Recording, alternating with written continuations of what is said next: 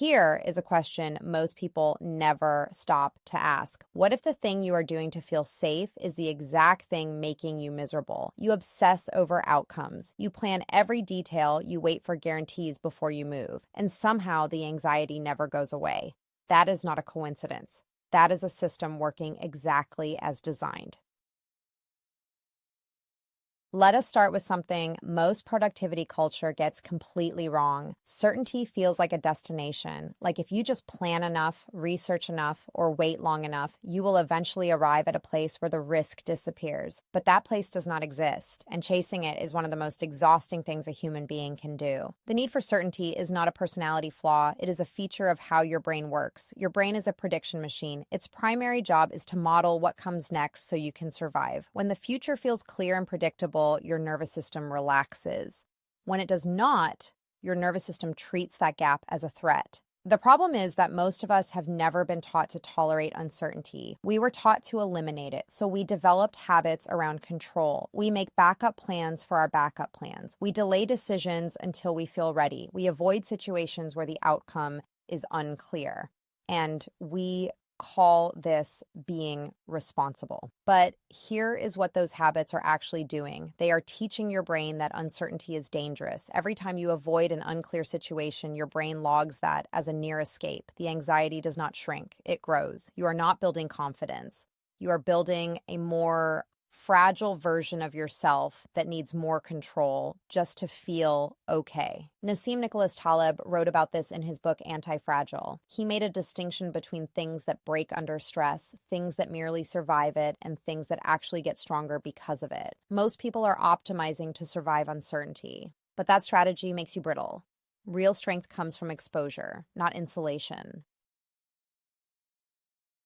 Now, let us get into what is actually happening inside your head when uncertainty shows up, because this is where it gets really interesting and honestly a little uncomfortable. There is a part of your brain called the amygdala. It is small, almond-shaped, and it has one job: detect threats and fire off a stress response before your rational brain even knows what happened. Here is the thing about the amygdala. It cannot tell the difference between a lion in the grass and an unanswered email. It responds to ambiguity the same way it responds to physical danger. Cortisol spikes, heart rate goes up, blood flows away from your prefrontal cortex, the part you use for rational decision making, and now you are operating from pure survival mode. Research out of University College London found something striking. In some cases, not knowing whether something bad will happen creates more stress than knowing it definitely will. Think about that. Certainty about a bad outcome can actually feel better than the unknown. That is how powerful the need for predictability is wired into us. This is why so many people self-sabotage. They manufacture a negative outcome just to end the suspense. They blow up a relationship before it can end on its own. They quit before they can be fired. They procrastinate so long the decision gets made for them. The pain of uncertainty eventually becomes greater than the fear of failure. And here is the cruel irony of all this. The more you try to eliminate uncertainty, the more alert your amygdala becomes. You train it to scan for threats constantly. Over time, the threshold for triggering a stress response gets lower and lower. You become hypersensitive. Things that would not have bothered you before now feel catastrophic. That is chronic anxiety in a nutshell. So the brain you are trying to protect with all your planning and control is actually being damaged by that very behavior. You are not calming your threat detection system. You are calibrating it to see danger everywhere. The system you built to manage fear is manufacturing more of it. Let us talk about what this actually costs you in real life, not in abstract psychological terms, but in the concrete decisions you are not making, the risks you are not taking, and the life you are quietly postponing while you wait to feel ready. Because the price of false control is enormous, and most people are paying it without realizing. The most obvious cost is decision paralysis. When your brain treats every uncertain outcome as a potential threat, it cannot distinguish between big decisions and small ones. Choosing a restaurant becomes stressful. Sending an email requires 3 drafts. Committing to a goal feels dangerous. Your cognitive bandwidth gets eaten up by low-stakes choices that should take seconds. There is also a deeper relational cost. People who demand certainty from relationships often become controlling, not because they are bad people, but because ambiguity in connection feels unbearable. They need constant reassurance. They interpret silence as rejection. They push people away, trying to test whether they will stay.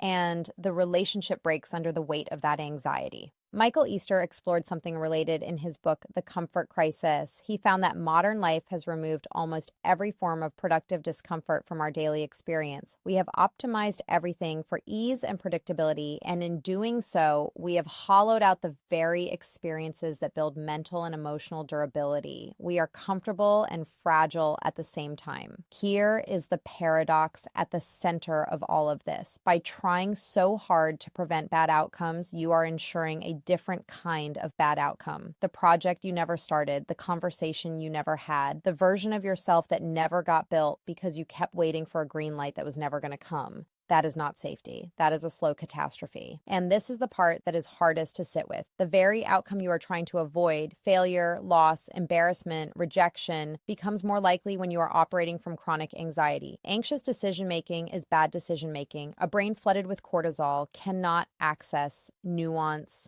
long-term thinking, or creative problem solving. You needed those most, and fear took them offline.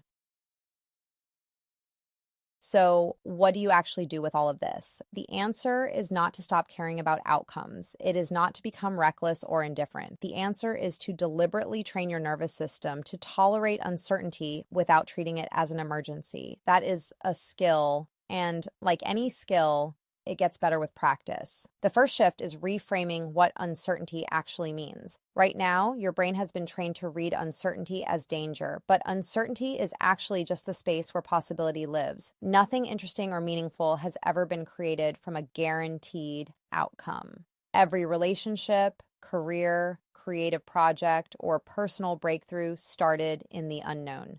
Uncertainty is not the enemy. It is the entry point. The second shift is voluntary exposure. This is the core mechanism behind exposure therapy, and it works outside of therapy too. You deliberately enter small, manageable, uncertain situations. You let yourself feel the discomfort without escaping it. And when nothing catastrophic happens, your brain updates its threat model. You are literally retraining your amygdala through repeated low-stakes experience. Practically, this looks like making smaller decisions faster, sending the message before it is perfect, taking the meeting before you feel ready, starting the project before you have the full plan. Not because preparation does not matter, but because your tolerance for uncertainty grows only through action, not through more preparation. The third shift is learning to separate discomfort from danger. This is subtle, but it is everything. When you feel anxious about an uncertain outcome, your brain is signaling discomfort. It is not actually predicting disaster. The feeling of uncertainty and the reality of danger are two completely different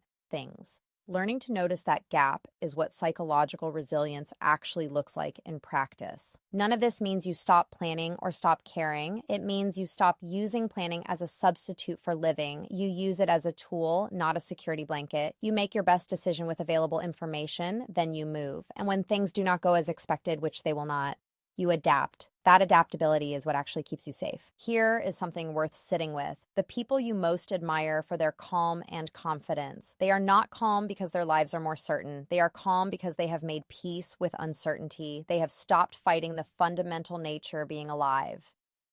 And in that acceptance, they found a kind of freedom that no amount of planning can manufacture. Your brain will keep scanning for threats. That is not going to stop, but you can change what you do with that signal. You can notice the anxiety, name it, and choose to act anyway. Not because the fear is gone, but because you have decided that the life on the other side of that discomfort is worth more than the temporary relief of staying safe. The need for certainty is not a character flaw. It is a wiring issue, and wiring can be changed. The question is not how do you eliminate uncertainty? The question is how do you stop letting it run your life? Start small. Notice the discomfort. Move anyway. That is where the real version of you gets built. If this gave you something to think about, drop a comment below with the one area of your life where you know you are waiting for certainty that is never coming. And if you found this useful, subscribe. We put out videos like this every week. There is a lot more worth exploring.